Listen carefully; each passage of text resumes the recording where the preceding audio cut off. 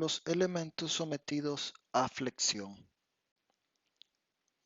Para comenzar vamos a determinar la convención de signos con la que vamos a estar trabajando para la deducción de fórmulas y durante todo lo que es el tema de flexión para vigas. Esta parte la podemos o nos la recordamos que viene de estática y es la que si tenemos un momento que se encuentra en la parte derecha de nuestro elemento y es en sentido antihorario, me genera momento positivo. Si el momento lo estoy viendo del lado izquierdo de mi barra, el momento positivo será aquel que me genere o que esté en la dirección horaria. ¿Qué va a hacer esto? Si nosotros vemos la pieza que se está doblando con esos momentos, tenemos un material de esta manera, al cual hemos doblado con momentos positivos, el de la derecha antihorario y el de la izquierda horario, ¿sí? Ambos momentos positivos, veremos que nos está doblando la viga de una manera que podemos llamarla como una carita alegre, ¿sí? Eso sería momento positivo. Cualquier objeto que se doble de manera cóncava hacia arriba es positivo, los momentos que lo están generando, que forma una carita alegre. Si queremos ver un momento negativo, sería cóncava hacia abajo. Cualquier momento que genere esa curvatura o esa forma de deformación va a ser momento negativo. Estos serán momentos negativos y estos de aquí arriba serán momentos positivos. Y esta será entonces la convención de signos de momento que vamos a estar utilizando. Claro, para que exista equilibrio podemos ver cuáles serían los cortantes positivos, que en el caso de, si lo vemos desde la derecha, el cortante positivo va hacia abajo, y si lo vemos en la izquierda, el cortante positivo va hacia arriba. Todo esto es un recordatorio de lo que se ha visto en la materia previa de estática. Ahora, solo para recordarnos, como vamos a estar viendo flexión en viga, necesitamos tener claros los conceptos de diagrama de corte y momento para elementos, en este caso tipo viga. Vamos a tener igual la teoría de los apoyos que debemos de manejar, ¿sí? En esta imagen pues estamos viendo una viga simplemente apoyada con una carga W, una distancia L.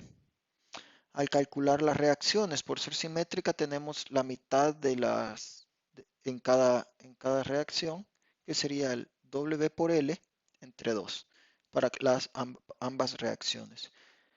Dibujamos el diagrama de cortante, como ya lo saben hacer. Dibujamos el diagrama de momento, como ya lo saben hacer. ¿Qué va a ser lo importante de estos diagramas? Llegar a obtener el valor de momento máximo positivo o momento máximo negativo, o ambos, depende de la situación, como en este caso se nos está marcando que el momento máximo se encuentra en el centro y tiene un valor de WL cuadrado entre 8. También va a ser importante que sepamos reconocer dónde se dan los cortantes máximos y cuáles son sus valores. Esto lo vamos a estar ocupando en el tema de esfuerzos a corte, pero es muy importante que tengamos la noción y que recordemos cómo calcular estos diagramas de cortante y diagramas de momento. Como parte de la teoría, es importante que recordemos que la derivada del momento con respecto a x es el cortante. Y la derivada del cortante con respecto a x son las cargas aplicadas en el sistema. ¿Sí? Para que nosotros podamos deducir las fórmulas de flexión, vamos a aislar la flexión separándola del cortante. Por ejemplo, en este diagrama podemos ver que siempre que hay efectos de corte, tenemos efectos de momento. Pero hay un punto, que en este caso es donde el cortante es cero, que tenemos el momento máximo. Ahí podemos decir que solo estamos trabajando con flexión. Pero hay zonas o hay elementos que se comportan que solo trabajan a flexión, ¿verdad? Y es a eso lo que se le llama flexión pura. Podemos ver en este ejemplo, tenemos una barra a la cual se le han aplicado cargas de cierta forma que genera que el tramo central no tenga esfuerzos de corte, sino que solo va a estar sintiendo esfuerzos solo va a estar sintiendo momentos. A eso se le conoce como flexión pura. Y es en base a esta flexión aislada que vamos a hacer la deducción de las fórmulas de flexión, ya que vamos a aislar cualquier otro parámetro para poder calcularlo. ¿Por qué podemos aislar esto si sabemos que siempre vamos a tener cortante mezclado con momento? Por el principio de superposición. Nosotros en una viga o en cualquier objeto podemos estudiar qué le está sucediendo al objeto de interés con todas las acciones que están aplicadas, separándolas. Podemos estudiar la acción del momento, la acción del cortante, las acciones de las diferentes cargas que se están generando. Por ejemplo, en esta imagen tenemos una carga P y la separamos en dos cargas. Ya habíamos visto este principio en la parte de esfuerzos por temperatura. Entonces, si podemos separarlo de esta manera, podemos estudiar los esfuerzos o lo que está sintiendo nuestro objeto de interés también con situaciones por separado. En este caso vamos a estudiar la situación de esfuerzo a flexión, es decir, las fuerzas que va a estar sintiendo son el producto de momentos internos, ¿sí? Y luego vamos a adicionar el esfuerzo cortante para tener los efectos por separado, aunque sabemos que están actuando ambos al mismo tiempo. Entonces, lo primero, vamos a ver que cuando sometemos a una viga a flexión, podrán ver el ejemplo que está a la izquierda, donde solo tenemos momentos aplicados. Esto viene a ser porque estamos aplicando la flexión pura, ¿verdad? Que es lo que acabamos de hablar. Vamos a aislar el efecto de la flexión. Entonces tenemos que vamos a someter ese tramo de viga a ese momento. El material al aplicársele esos momentos se va a deformar, generando una curvatura en nuestra viga, como lo podemos ver en la imagen de la derecha. Podemos ver el giro que puede, o la deformación de flexión en esta viga que genera una curvatura. Esa curvatura pues llegará a tener un radio, un centro, que es el punto C, y un radio, que es la distancia que habría de la viga al punto C. Sabemos que la curvatura es el cambio de ángulo por unidad de longitud, un d θ en función de un dx. Siempre va a haber una relación entre el esfuerzo flexionante, que se le conoce a estos son esfuerzos de tipo normales, así que vamos a seguir utilizando el sigma como eh, la simbología del esfuerzo, y el momento flexionante para una sección dada. Esa relación siempre va a estar presente. Es decir, que el esfuerzo que va a estar sintiendo nuestra viga va a depender directamente de el momento que se le esté aplicando al elemento de análisis. Ahora veamos, tenemos una sección transversal en esta imagen. Aplicamos el momento. Como lo podemos ver aquí, vamos a estar trabajando en la deducción de las fórmulas con momentos positivos. Y vamos a ver cómo se deforma. Inicialmente, esta es nuestra sección transversal. Le aplicamos los momentos positivos, es decir, que lo vamos a intentar deformar de manera cóncava hacia arriba o como, digamos, carita alegre. Y vamos a ver esta deformación.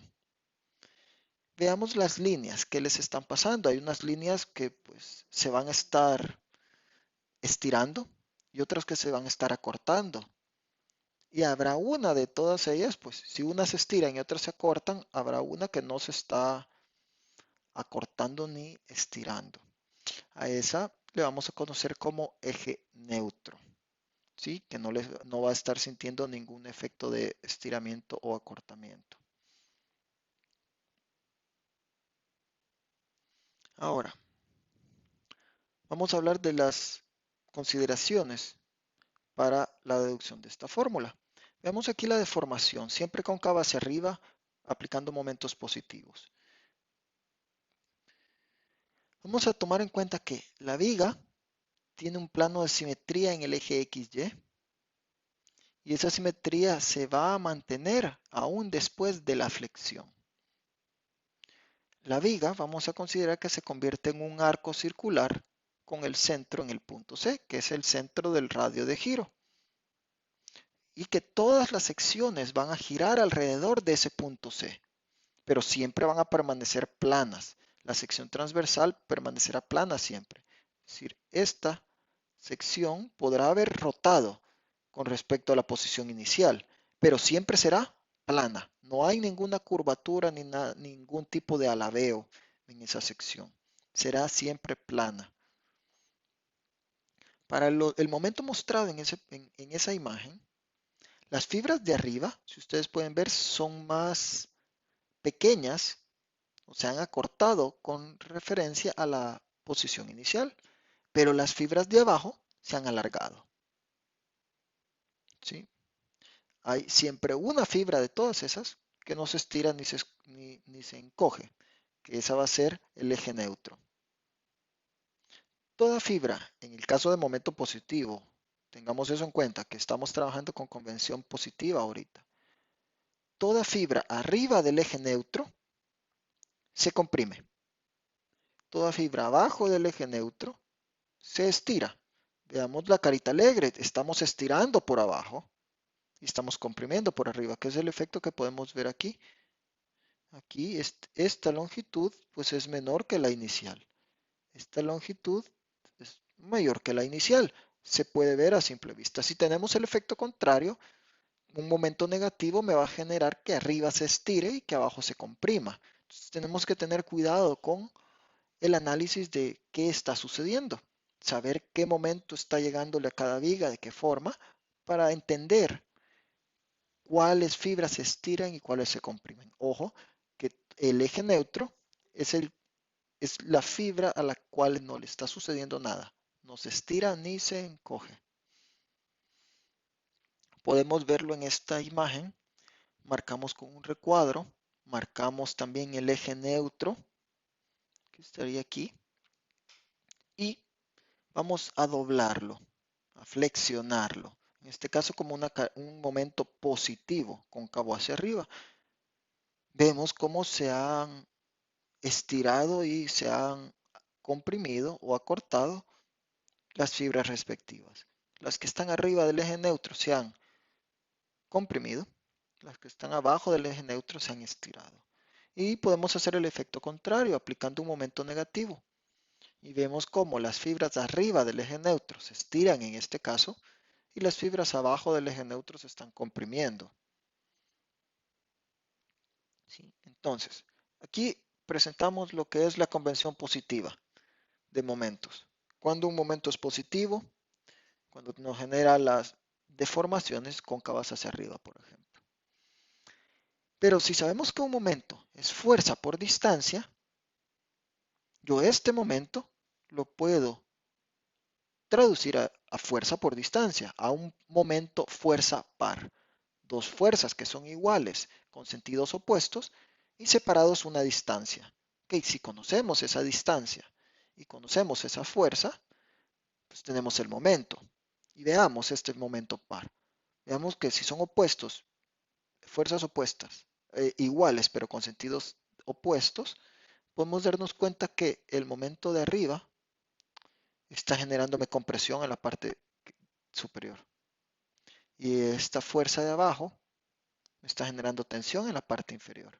Justo lo que hemos venido observando, que en un momento positivo tenemos las fibras de arriba se acortan y eso es sinónimo de que existe compresión.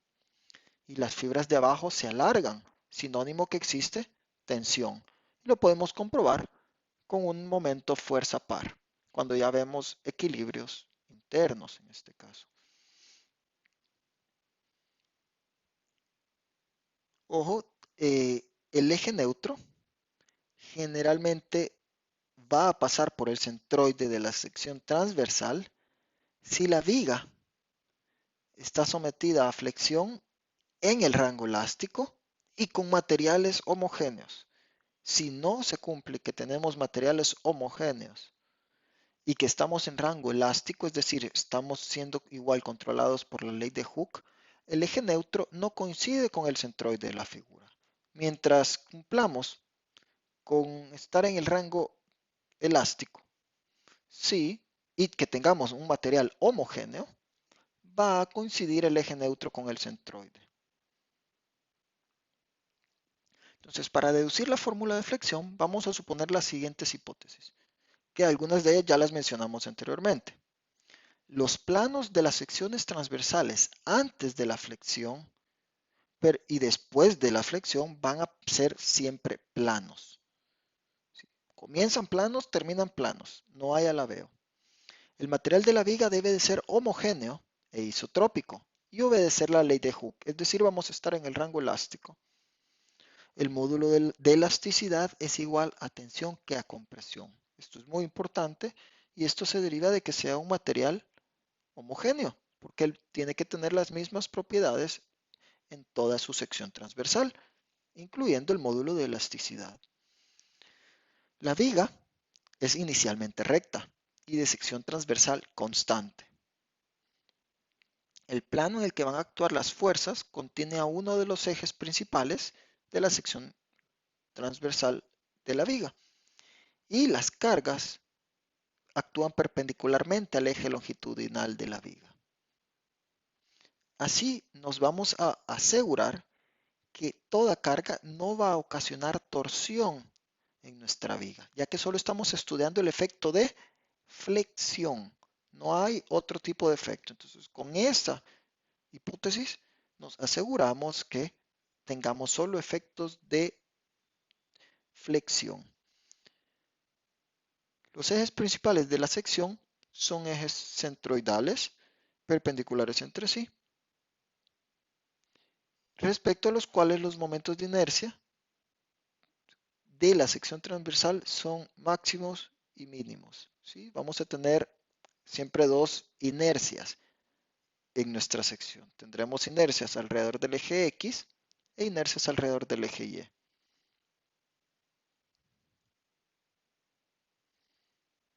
Ahora comenzamos con la deducción de la fórmula de flexión.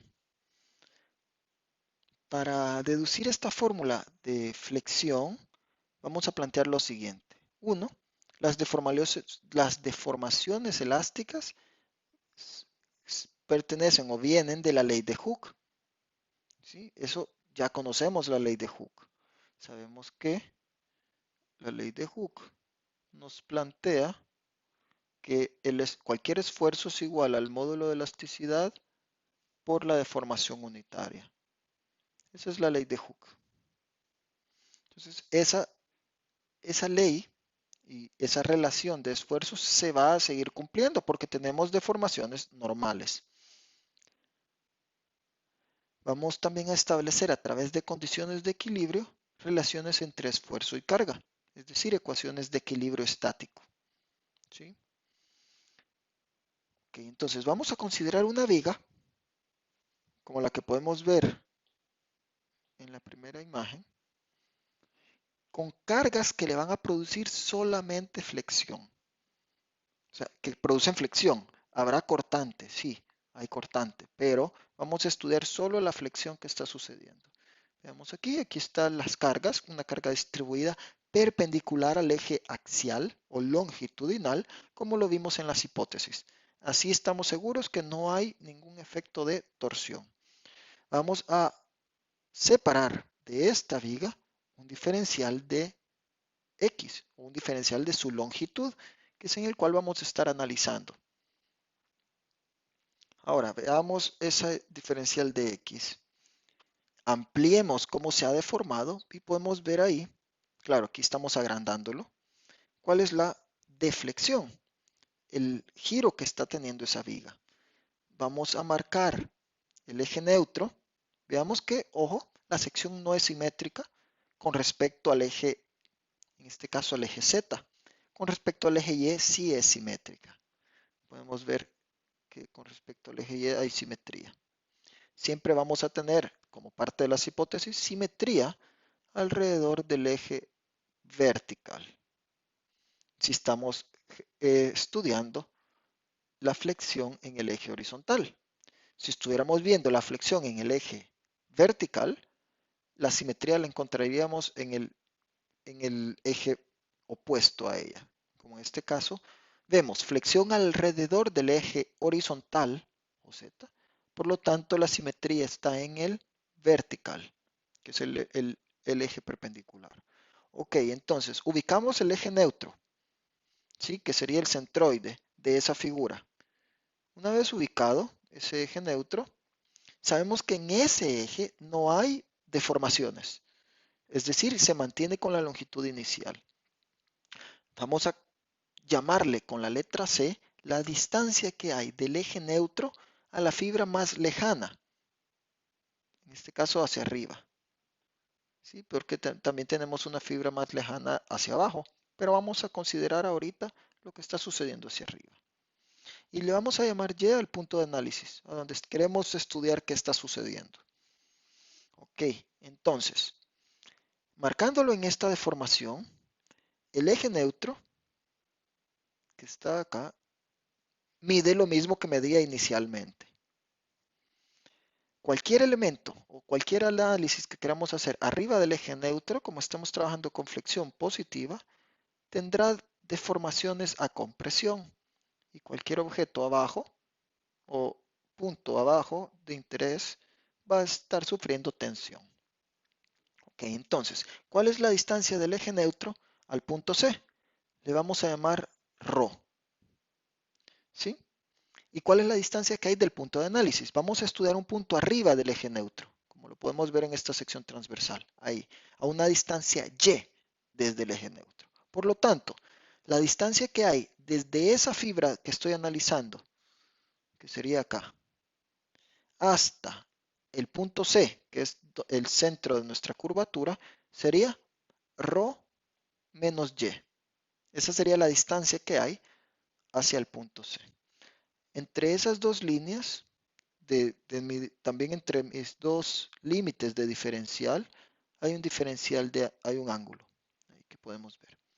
Ok, ahora, sabemos que la línea de D a E no se estira, ni se encoge, no cambia de longitud, como lo podemos ver aquí. Por lo tanto, si no hay un cambio de longitud es porque no está sometido a fuerzas. Y si no hay fuerzas, no hay ningún tipo de esfuerzo. Entonces, en el eje neutro no existen esfuerzos de ningún tipo de flexión, claro, estamos hablando solo de flexión, porque podemos llegar a tener esfuerzos de compresión y de tensión dentro de nuestro elemento, de nuestra sección transversal, pero en el eje neutro no hay ninguno de esos dos, ¿sí? No hay esfuerzo.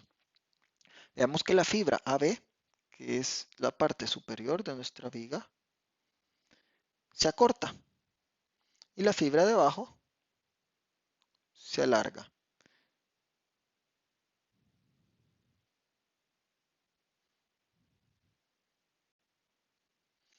Ahora, la fibra JK, que es la fibra que estamos estudiando, cualquier fibra, pero en este caso hemos escogido la JK, que se encuentra arriba del eje neutro, ubicada a una distancia Y, ¿sí? En ese caso se va a acortar. Ahora, nosotros podemos llegar a saber cuál es la longitud inicial, ¿sí? La longitud inicial del DE, si sabemos que hay un ρ y hay un θ, tenemos una longitud de arco. Entonces, la longitud inicial será ρ por θ. ¿Sí? la longitud final del objeto JK, en este caso porque es la que estamos analizando, va a ser ρ menos y por teta, ¿sí? Siempre ocupando la longitud de arco. Y eso lo podemos ver acá. Longitud final del tramo de análisis, que sería la fibra JK, es ρ menos y por teta. Si nos recordamos, la fórmula de deformación es longitud inicial menos longitud final. ¿Quién es longitud inicial? Ρ por teta. ¿Quién es longitud final? Ρ menos y por teta. Si hacemos la operación algebraica, nos va a quedar que la deformación será menos y por teta, donde ese signo menos es porque se está comprimiendo. Es más pequeña la longitud final. Si estuviéramos trabajando del lado positivo, esa expresión quedaría positiva, porque estaríamos estirando. Entonces el signo solo nos está diciendo qué efecto está sucediendo ahorita. Como estamos analizando en la zona de compresión, nos tendría que dar negativo, por lo mismo de que sabemos que se está acortando. Y si conozco la deformación, podemos llegar a calcular la deformación unitaria en X. ¿Quién es la deformación unitaria? Nos recordamos de la fórmula de deformación unitaria que tenemos deformación entre longitud inicial. Entonces, menos y por teta entre ρ por teta me va a dar la deformación unitaria en X. Para acá, entonces nos quedaría menos y entre ρ, siendo ρ el radio de la curvatura, ¿sí? Menos y por teta, siendo nuevamente este menos, lo que me está diciendo es solamente el signo que estaría sintiendo esas fibras, en este caso compresión, porque se están acortando. Ahora, veamos que esto va a ser de manera lineal, ¿sí? Porque a medida yo me voy alejando del eje neutro, va a ir creciendo esa deformación unitaria. Y a medida yo me acerco al eje neutro, pues va a ir siendo cero. Es de manera lineal, ¿sí? En función de la distancia a la que yo esté analizando mi objeto. Si vemos, ρ es una constante porque depende de cómo ha rotado la pieza. Entonces, si yo quiero saber cuál es la deformación unitaria máxima que se da en un objeto, debo de colocar la distancia máxima, como lo podemos ver en esta imagen. ¿Sí? Es de manera lineal. Entonces, podemos llegar a determinar que esta deformación unitaria varía linealmente, siendo cero el eje neutro, siendo máxima en la longitud o en la distancia más grande que hay desde el eje neutro hasta la fibra más lejana de nuestro material. Y luego trazamos nuestra relación lineal. Y si deseamos obtener el valor de la deformación unitaria en cualquier lugar de nuestra sección transversal, ocupamos esta relación, que viene de la relación de triángulos. Haciendo relación de triángulos de esta, llegamos a determinar esa expresión.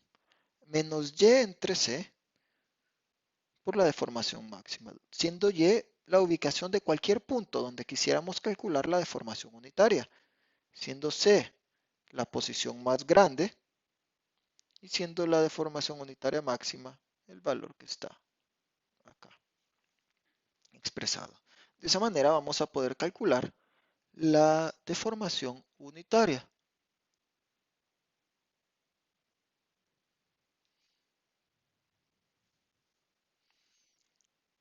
Ahora seguimos.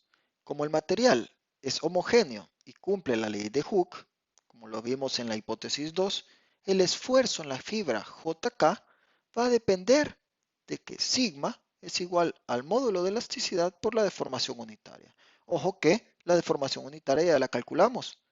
¿Y quién era la deformación unitaria? Y entre ρ. Y eso multiplicado por el módulo de elasticidad. Si ustedes se fijan, ya le quité el signo menos. ¿Por qué? Porque ya vamos a poder nosotros determinar, quitándole el signo, que si se encuentra en un momento positivo, hablando todo de momento positivo ahorita. Si se encuentra la fibra de análisis arriba de mi eje neutro, sé que es un esfuerzo de compresión. Y si se encuentra abajo, sé que es un esfuerzo de tensión. Entonces, yo puedo quitar el signo para no andar con ese signo por ahí en todas las fórmulas y nosotros analizar las fibras y decir, ok, estoy trabajando arriba del eje neutro, será negativo.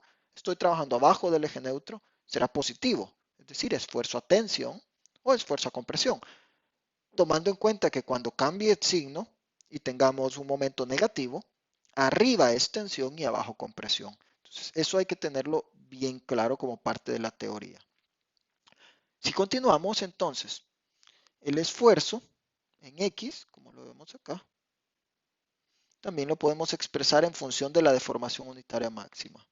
Cualquiera de estas dos expresiones es lo mismo, simplemente una está expresada en función de la máxima, si es lo que hemos calculado. Ahora, ¿qué es este ρ? Si ya sabemos que es el radio de curvatura, ¿sí? Es lo que se encuentra entre la distancia que hay entre el centro de esa curvatura y la fibra de análisis. Vamos a saber que existe una expresión para la curvatura, que la vamos a llamar con la letra griega chi.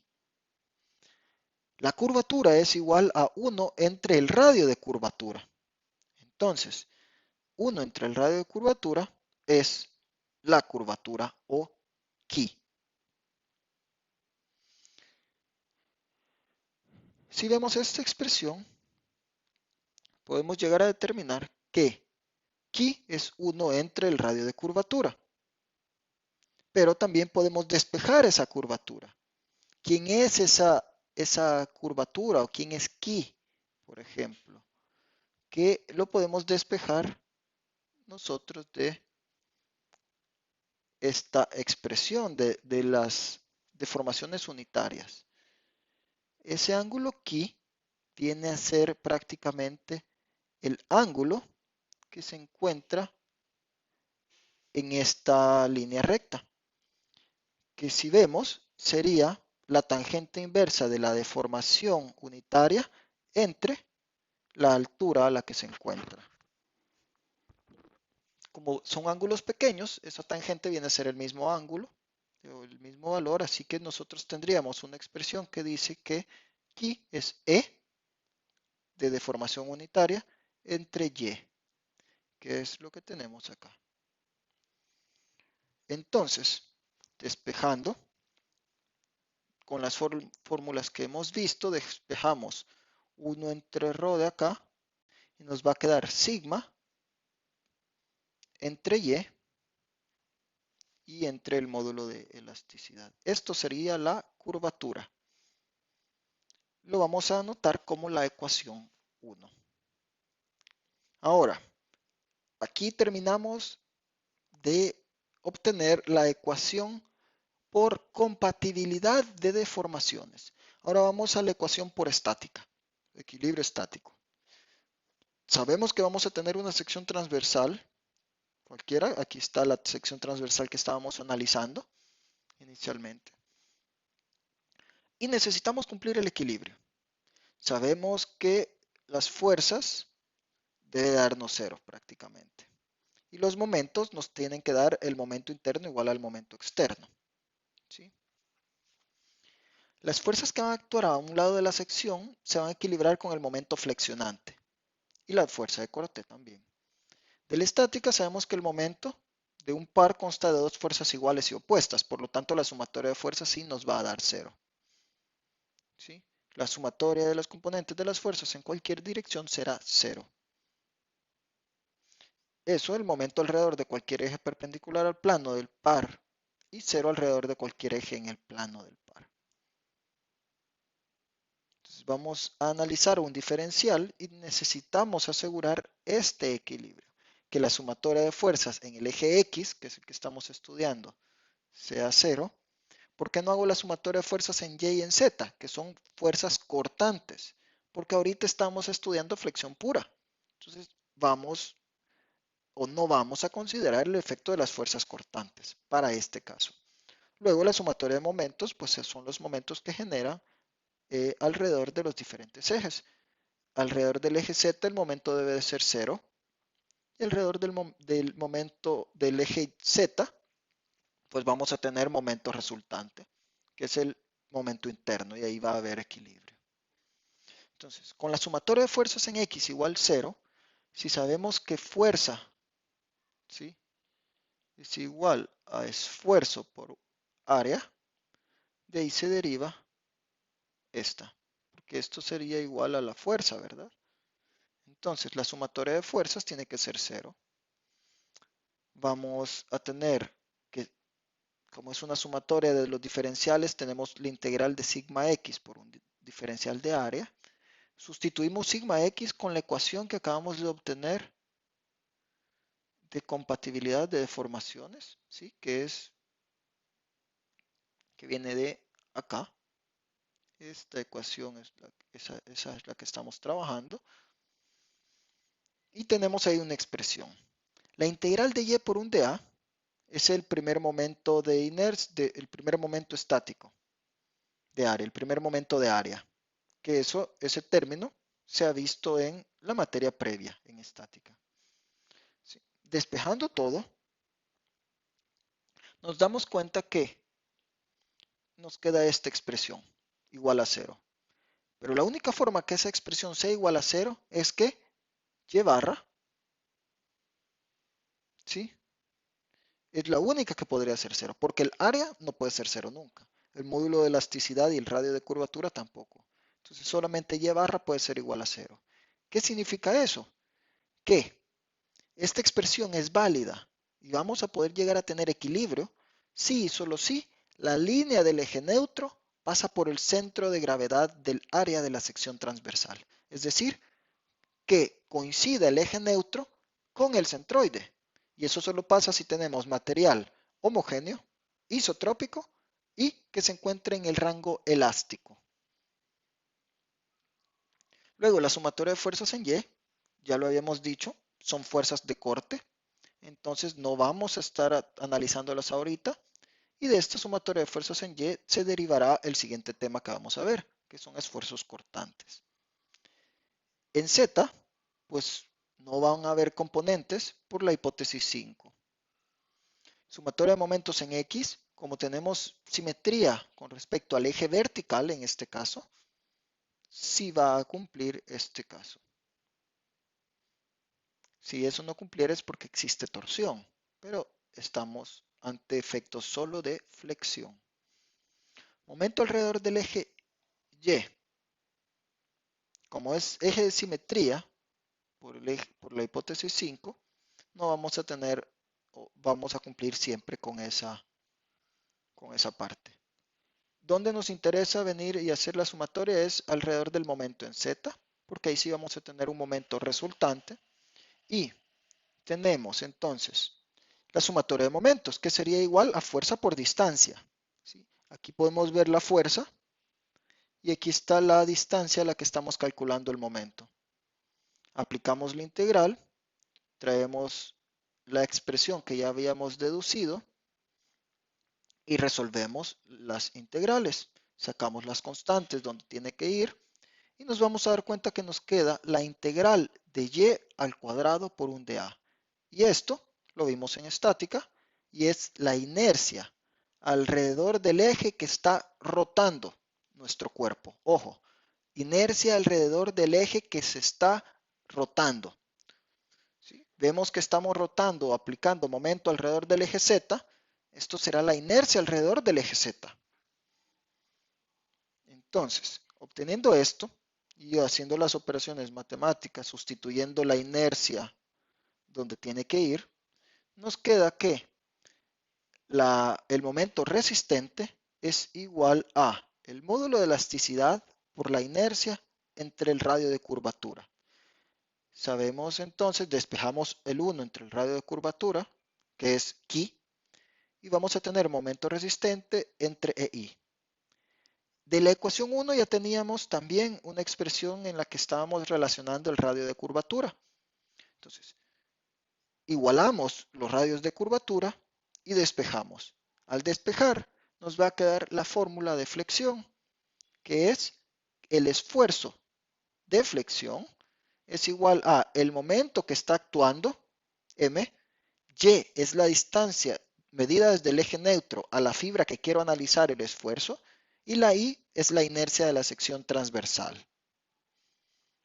Con eso tenemos entonces la fórmula de flexión. Ahora, podemos calcular nosotros diferentes esfuerzos en toda la sección transversal, porque sabemos que es lineal. Entonces, si yo quiero el esfuerzo máximo en una sección transversal, sustituyo la inercia por la la Y por la distancia que hay más grande medida desde el eje neutro hacia la fibra más lejana. ¿Sí? La fórmula general es esta, m por y entre i. Si ya queremos el máximo, pues en la posición de y ocupamos el valor más grande que exista desde el eje neutro, o todo medido del eje neutro, hacia el extremo más lejano de nuestro material. También se puede ver una fórmula que es sigma máximo es igual a m entre s. ¿Quién es s? Se le conoce como módulo de sección y este va a ser igual a la inercia entre la distancia más lejana de mi elemento medido desde el eje neutro. Pero la fórmula general con la que vamos a trabajar es m por y entre i. Y calculando el esfuerzo a cualquier posición. ¿En la posición de quién? De y. A donde tengamos y, ahí vamos a poder calcular el esfuerzo, siendo 0 en el eje neutro y máximo en los extremos, siendo esfuerzos de compresión y tensión respectivamente, en el sentido que si tengo momento positivo, voy a tener esfuerzos de compresión arriba, esfuerzos de tensión abajo. Si tengo momento negativo, voy a tener esfuerzos de tensión arriba y esfuerzos de compresión abajo. Veamos este ejercicio. En este ejercicio nos piden que encontremos el momento que está actuando en la viga, con el cual se generan los esfuerzos que están ya mostrados. Podemos ver ya la distribución. Es una viga simétrica, por lo tanto el centroide está a la mitad. Y si está a la mitad, pues vamos a ver que los esfuerzos son iguales, tanto en la parte superior como inferior. Nos piden que utilicemos la fórmula que relaciona el esfuerzo y el momento, y también que lo hagamos como que fuera con equilibrio estático. Entonces, lo primero, veamos que ya tenemos el esfuerzo que son 2 KSI.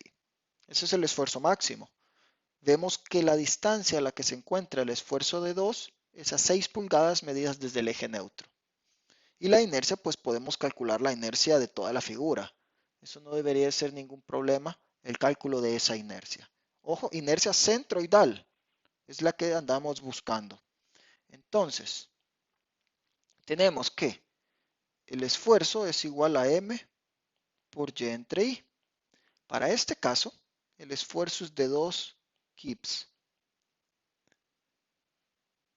¿Sí? 2 KSI, perdón. 2 KSI, que son kips sobre pulgada cuadrada. Entonces vamos a trabajar todo en kips y en pulgadas cuadradas. Vamos a despejar el momento. El y pues sería 6 porque es a la distancia a la que tenemos los 2 KSI de esfuerzo. Y la inercia que son 864 pulgadas a la cuarta. Ojo, la inercia ustedes ya la saben calcular, por lo tanto no la he calculado ahorita. Despejamos el momento y vamos a tener 288 kips por pulgada. Y esta será entonces la respuesta del momento que se ha aplicado justo en ese lugar de análisis donde se encuentran esos esfuerzos. Ahora, hagamos el procedimiento con estática. Esto es aplicando mecánica de materiales. Alguien podría haberlo hecho con estática. ¿Cómo? Yo sé entonces que esa distribución triangular, si la vemos lateralmente, puedo calcular la fuerza. ¿Sí? ¿Cómo calculo la fuerza? El área de ese triángulo, que sería 6 por 2, que es la altura, ¿verdad? Porque estaríamos hablando de este triangulito, digamos, este triángulo que se forma aquí, ¿sí? Altura de 2, en este caso KSI, 6 de base, entre 2, porque es el área del triángulo, ¿verdad? Pero como es también en 3D, necesito el volumen. Lo multiplico por los 6 de ancho. Y vamos a tener entonces la fuerza que se está aplicando, ¿sí? Entonces, esa fuerza aplicada, ojo, que yo puedo calcular entonces la fuerza aplicada. No estoy calculando esfuerzos. Estoy calculando la fuerza a partir de ese esfuerzo, que sería los 6 de altura, el 2, que son los 2 KSI, entre 2 por ser triángulo, y lo multiplico por 6, que es por el volumen, porque aquí tenemos un volumen, ¿sí? Esta línea de acá son los 2 KSI, estos son los 6, y aquí se generó mi triángulo. Y luego multiplico por la profundidad que tiene ese triángulo para calcular la fuerza. Entonces ya tenemos aquí cuánto va a valer esa fuerza. Al hacer la multiplicación, esa fuerza nos da 36 kips. Ok, si tenemos la fuerza, yo sé que la otra fuerza vale lo mismo porque es el mismo triángulo, ¿verdad? En este caso que es simétrico. Si sabemos que el momento es un momento par, si yo conozco una de las fuerzas, porque son iguales, pero conocemos una, y sabemos la distancia de ambas fuerzas, simplemente multiplico la fuerza por la distancia entre ellas y tenemos el momento par. ¿A qué ubicación está esa fuerza equivalente que hemos calculado? A 2/3 de la altura de nuestro triángulo. Si la altura es 6, los 2/3 son 4, medidos desde el eje neutro, que es donde comienza el triángulo. Por lo tanto, la otra fuerza también está a 2/3, o sea, está a 4. Veamos que la distancia entre ambas fuerzas es de 8. Entonces, si yo agarro que mi momento es igual a esa fuerza de 36 y a 8 de distancia, el momento nos estaría dando 288 kips por pie. Y tenemos el mismo valor de momento. Claro, uno lo hemos hecho con principios de mecánica de materiales y el otro lo hemos hecho por un equilibrio interno, así realizando principios de estática. Sí, ambas son válidas. Claro, habrán situaciones donde es mucho más complicado y hacerlo con el principio de mecánica de materiales es mucho más sencillo. Vamos al ejercicio 2 del tema de flexión y aquí nos piden que encontremos el momento que está actuando en la viga con el cual se generan los esfuerzos internos máximos y nos piden el esfuerzo en el punto máximo, en el punto D, como lo podemos ver en la imagen, y también nos van a pedir el esfuerzo en el punto B, que es a una ubicación de 150 con respecto al eje neutro. El momento de esta viga, pues no es complicado de calcularlo. Si ustedes esto ya lo vieron, entonces no voy a profundizar en este diagrama. Vamos a calcular directamente el diagrama de momento, que tiene una tendencia de esta forma, y sabemos que el máximo se encuentra en el centro. ¿Con qué valor? En este caso, un valor de 22.5 kilonewtons por metro. Si ustedes pueden calcularlo, fuera lo ideal para que repasen el cálculo de diagramas de momento. En este caso es que es una viga y un diagrama muy sencillo. Ahora, necesitamos, ya sabemos cuánto es el momento máximo. Este es el momento máximo.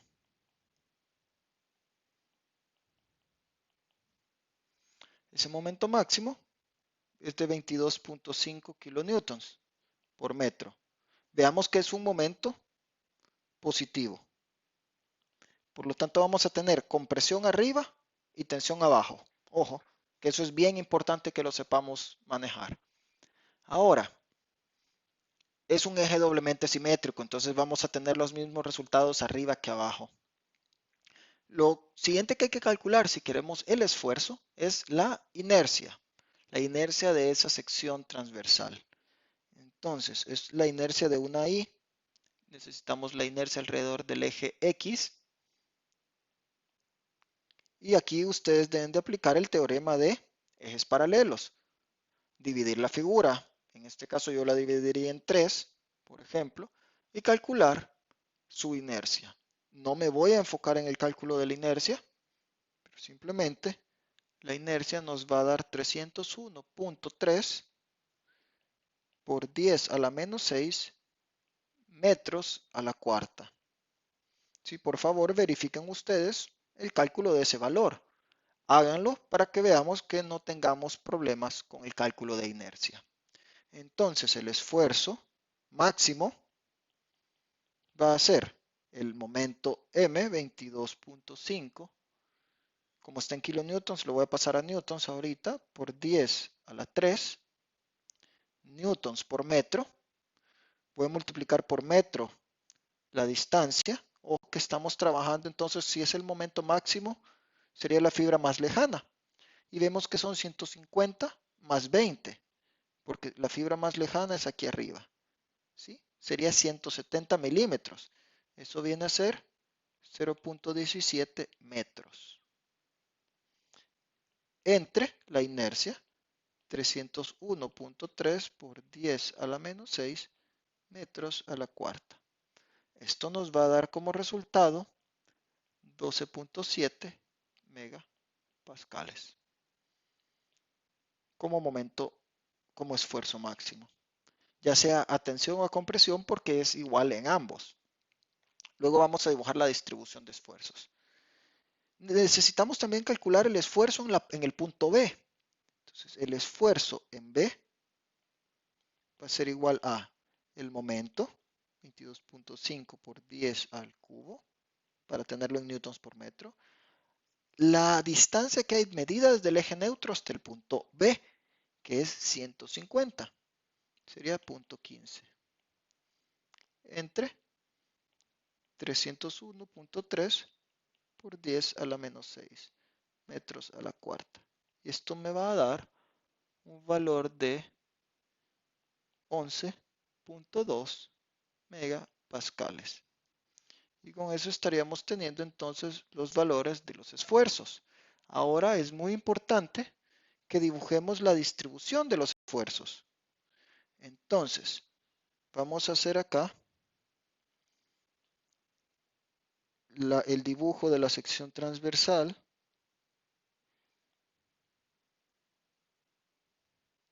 Sí, que es la I. Vamos a dibujar el eje neutro, que sabemos que está a la mitad, la fibra superior y la fibra inferior. Y vamos a dibujar entonces ese esfuerzo, ese valor de esfuerzo.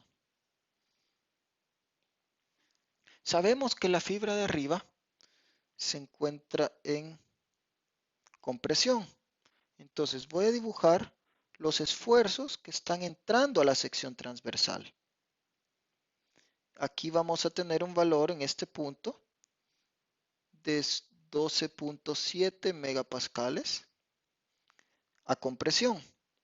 Y abajo sabemos que va saliendo de la sección transversal los esfuerzos porque es tensión. Aquí también tenemos este esfuerzo de 12.7 megapascales. Ojo, que voy a marcar quiénes están en compresión y en tensión. Voy a poner aquí como esfuerzo a tensión y aquí esfuerzo a compresión. Así sabemos que lo que está arriba del eje neutro, que lo marco acá, eje neutro, es compresión y abajo es tensión. Si yo quiero saber cuánto vale el punto en B con el esfuerzo, está acá, y ese pues nos dio de 11.2 megapascales. Y así podríamos calcular el esfuerzo en cualquier punto. Este ejercicio 3 se va a realizar un video e igual lo vamos a comentar en la siguiente clase.